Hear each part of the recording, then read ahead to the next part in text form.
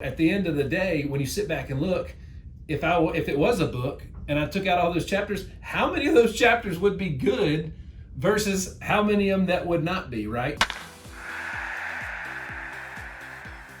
The way that I kind of learned to define responsibility for myself so that I could apply it to my life, again, I go back to being a parent and all the things that taught me. Rhea and I believe that every single day, our life, we're writing a book. Now, what do I mean by that? Our son is watching everything that we do.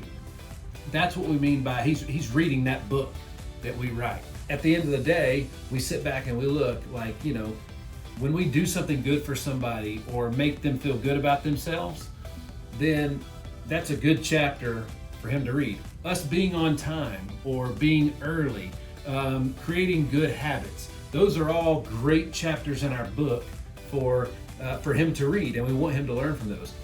On the flip side, using the balance, being late or losing our temper or not treating others the way we should or being bad sportsmen or any of those things, those are bad chapters in the book.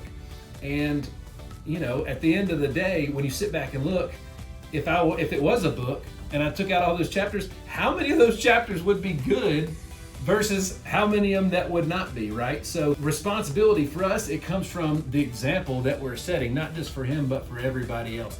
If you do the right thing, you're responsible with your time, you're responsible with who you spend it with, and you're responsible with how you act towards others and how you make them feel, that is a winning recipe. That's responsibility.